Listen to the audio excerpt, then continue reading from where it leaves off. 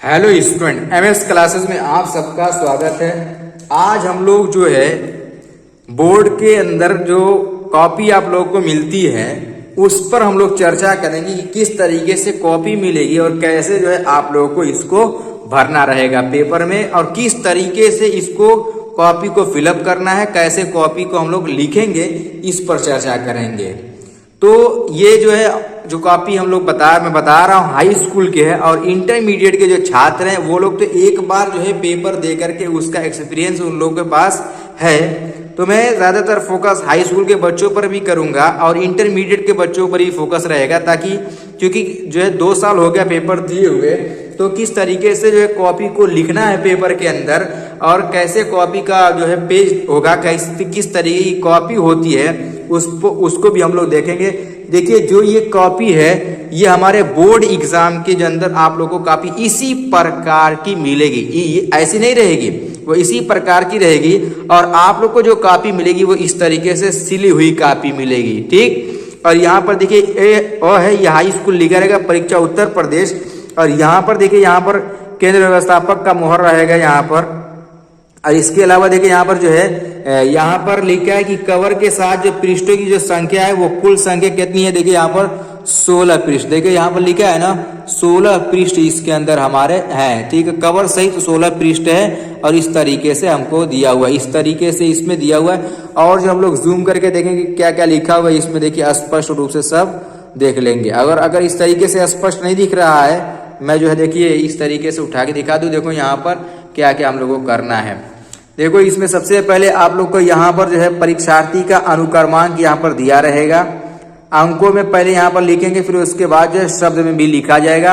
अंक में कैसे आप लोग अनुक्रमांक लिखेंगे यहाँ पर, तो अंक में जैसे कि अगर आपका रोल नंबर जो दिया हुआ है, रोल नंबर दिया रहेगा, आप लोग को श्योर है कि रोल नंबर एडमिट कार्ड पर दिया रहेगा, उसी को लिख लीजिएगा। मान लो कि 22, 10, 30, 440 इस तरीके से, यदि यहाँ पर इस तरीके से लिख लेंगे। वैसे शब्द में कैसे लिखेंगे 2, 2, 1, 0 ऐसे करके आप लोग लिख लीजिएगा। और यदि अगर कोई भी डाउट हो तो वहां पर आप लोग को जो है जो निरीक्षक रहेंगे कक्षा रूम के अंदर, आप लोग उनसे अवश्य जानकारी लेकर के ही काम करिएगा, ताकि कोई भी इस पर मिस्टेक ना हो। इसका बिल्कुल ध्यान देना, कॉपी भरते समय किसी भी प्रकार की कोई गलती नहीं होनी चाहिए, इसका ध्यान रखिएगा, ठीक है। अब देखो यहाँ पर सब कुछ लिखा है कि यहाँ पर देखो लिखा है कि परीक्षार्थी सभी प्रविष्ट शुद्ध एवं स्पष्ट रूप से स्वयं भरें। देखिए यहाँ पर लिखा है ना, तो इस तरीके से हम लोग करेंगे। यहाँ पर अनुक्रमांक हो गया हमारा। अब फिर यहाँ पर जो विषय रहेगा आप लोग उस विषय को लिखिएगा।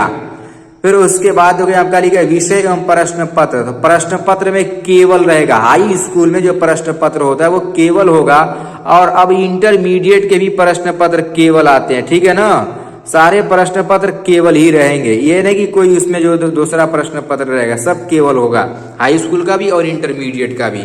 और यहाँ पर जो है प्रश्न पत्र अंकित संकेतांक लिखना है यहाँ पर। अब देखो संकेतांक कौन सा होगा, यहाँ पर मैं आप लोग को एक पेपर का दिखा दे रहा हूँ। जैसे कि हिंदी का अगर मान लो करना है, देखो मैंने हिंदी का जो सेट करवाया था ये वही पेपर है, देखो लिखा है केवल प्रश्न पत्र। तो यहाँ पर आप लोग जो है केवल प्रश्न पत्र लिख दीजिएगा और यहाँ पर जो कोड डाला जाएगा वो यही वाला कोड डाला जाता है, DD 801 और DD, यही वाला कोड इसके अंदर हम लोगों को भरना रहेगा बस, और कुछ नहीं इसे भरना है। फिर उसके बाद यहाँ पर देखो लिखा है परीक्षा का दिन, हिंदी वाले पे क्या हो जाएगा 24/2/2025 लिख देना।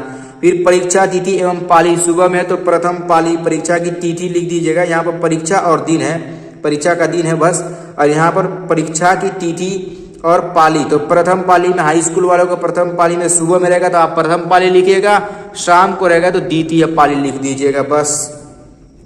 फिर यहाँ पर लिखिए केंद्र का नाम, तो आप लोग के एडमिट कार्ड पर केंद्र का नाम अंकित होगा, जहां पर आप लोग परीक्षा दे रहे होंगे वहां का नाम यहाँ पर लिखिएगा, ठीक। अब यहाँ तक देखिए ये सब भरने का प्रोसेस हो गया, भर लिए कॉपी।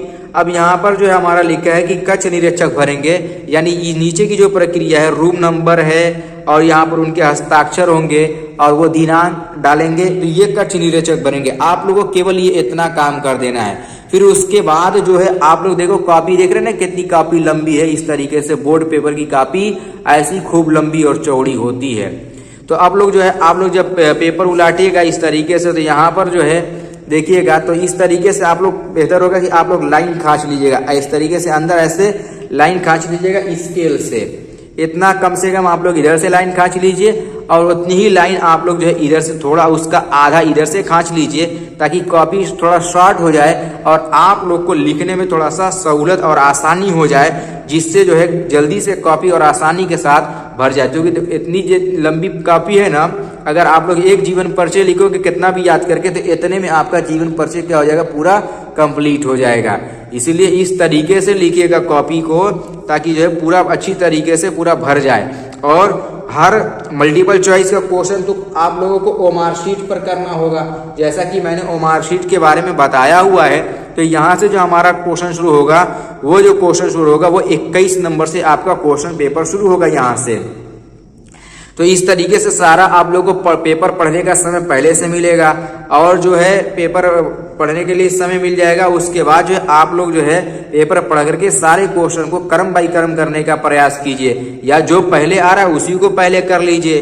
तो इस तरीके से जो है आप लोग करिएगा तो बेहतर तरीके से करेंगे तो आप लोग अच्छा नंबर प्राप्त कर सकते हैं। और कोशिश करिएगा कि सारे क्वेश्चन को आप लोग अच्छी तरीके से सजा सजा करके लिखें, मतलब उसको सुंदर लिखें। बहुत जल्दी में जो है क्वेश्चन को गलत ना कर दिया जाए और उसको ओवर राइटिंग ना कर दी जाए, उसको काट पीट ना मचाया जाए। तो हिंदी में तो सब ठीक है, और यहाँ पर जैसे लिख लिए तो इसके लिखने के बाद जो है, अब मान लीजिए कोई आंसर लिख रहे हो तो इसमें जो है यहाँ तक में हो गया 2 लाइन में 3 लाइन में, तो फिर 3 लाइन 4 लाइन छोड़ने के बाद उसके बाद नीचे से आंसर लिखिए।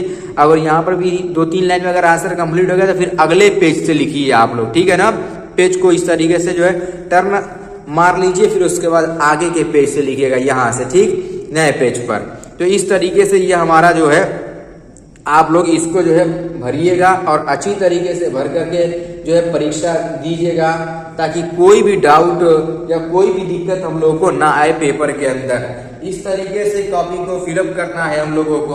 और अगर मैथ में अगर आप लोग कर रहे हैं तो ऐसा देखिए, मैथ में करेंगे तो इस तरीके से केवल ऐसे लिखते जाइए बीच में से।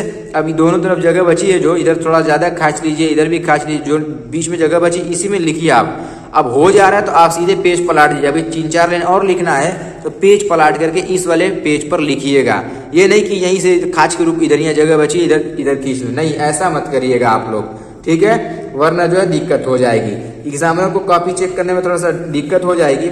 इसीलिए जो है आप लोग थोड़ा सतर्क रह करके बेहतर तरीके से कॉपी को लिखिए।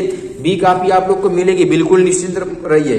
जितना बी कॉपी मांगेंगे आप लोग को मिलते रहेगी, कोई दिक्कत की बात नहीं है। तो आप लोग जो है एकदम थम करके मेहनत के साथ, लगन के साथ पढ़ाई करिए और ईमानदारी के साथ पढ़ाई करिए और परीक्षा दीजिए, ताकि जो है एग्जाम में बहुत अच्छे से अच्छा नंबर आए। और कॉपी को इसी तरीके से बिल्कुल सारे पेज को भर दीजिए। अगर कॉपी भर जा रही है बी कॉपी लीजिए, बी कॉपी भर जा रही है सी कॉपी लीजिए, और सभी कॉपियों को व्यवस्थित कर में रखिएगा।